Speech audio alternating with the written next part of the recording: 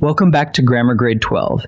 This is Unit 2, Lesson 15, and today we're going to answer a deceptively simple question. Where is the subject? Most of the time, it sits right up front, but not always. Sometimes it hides after the verb, and sometimes it vanishes from the sentence entirely. By the end of this lesson, you'll be able to find the subject in a question, in a there or here sentence, in a line flipped for emphasis, and even in a command where the subject is never written down. Let's dig in. Let's begin with the shape of an ordinary sentence. In most sentences, the subject comes first, and the predicate follows it. Take a simple one. The old clock ticked in the hall. The old clock is the subject, the thing we're talking about, and ticked in the hall is the predicate, which tells what it did. Subject, then predicate. That's the pattern you meet almost every time. But writers don't always keep that order. Sometimes the predicate slips in front and the subject waits at the end. We call that inverted order. The subject and the verb haven't changed their jobs. They've only swapped places. Now, let's hunt for the subject when the sentence is a question. Questions almost always put a verb before the subject, so the order is already flipped. Look at this. Did the climber reach the summit? Where is the subject hiding? Follow the arrow. That opening word did belongs with the climber, and the climber is who the whole sentence is about. The easiest move is to flip the question into a plain statement. The climber did reach the summit. Now the subject stands right up front, clear as day. So in a question, the subject usually waits just after that first verb. Here's a pattern that fools a lot of people. Sentences that begin with there or here. Neither one is ever the subject. They're just pointing words. Watch. There are 3 letters on the desk. Your ear wants to call there the subject, but it can't be. Follow the arrow to the real subject. 3 letters. That's what are refers to, and that's why we say are and not is. Same with here. Here stands the oldest oak in the yard. Here is only pointing. The subject is the oldest oak.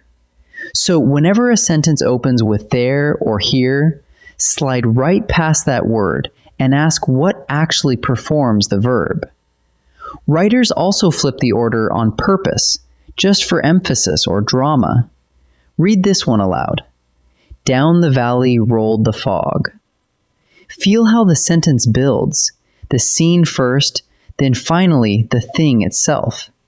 The arrow points to the subject, the fog. The fog is what rolled. Straighten it into normal order and you get the fog rolled down the valley. Same meaning, but the flipped version lets the picture unfold before the subject arrives. Writers use that trick to slow you down and make a moment land. The order changed, yet the subject still does the verb.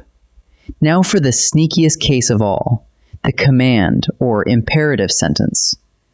When you tell someone to do something, you usually leave the subject out entirely, but it's still there, understood. Close the heavy oak door. Who's being told to close it? You are. So the subject is an unspoken you, and we mark it in parentheses. Here it is again with the subject shown. One more command. Read the final chapter tonight. Again, the hidden subject is you. So whenever a sentence gives an order and names no subject, the subject is you.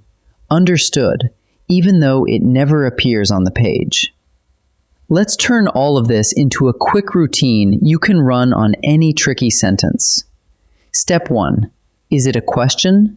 Then turn it into a plain statement and the subject appears. Step 2. Does it open with there or here? Slide past that word. It is never the subject. Step 3. Is it a command? Then the subject is an understood you. And the master step, step 4. Rebuild the sentence in normal order and simply ask who or what is doing the verb. That question always lands you on the subject. Ready to try a few together? Time to practice. In this first set, each sentence is inverted or is a question. Your job is to find the simple subject, the word that actually performs the verb. Pause the video and choose before I reveal each answer. Beyond the ruined gate stood a silent guard. Straighten it into normal order. A silent guard stood beyond the ruined gate. Who did the standing? The guard did, so the subject is guard. Did the jury reach a fair verdict? Turn the question into a statement. The jury did reach a fair verdict. Who reaches it? The jury does, so the subject is jury. There were several errors in the final report. Remember, there can never be the subject. It's only pointing. The verb were agrees with errors, so the subject is errors. One more set. Same task. Name the simple subject, but watch for a command where the subject is an understood you. Pause and decide before each answer. Under the floorboards lay a rusted iron key. Flip it to normal order. A rusted iron key lay under the floorboards. What did the lying? The key did, so the subject is key. Finish your essay before midnight. Notice there's no subject named at all. This is a command.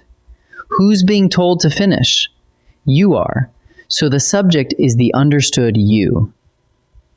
Here comes the last train of the night. Here is just a pointing word, never the subject. What actually comes? The train does, so the subject is train. Let's gather everything up.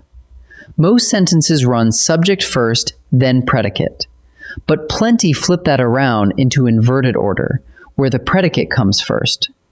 Questions do it, and so do sentences that open with there or here. In every one of those, remember that there and here are never the subject. The real subject waits just past the verb. And a command hides its subject completely.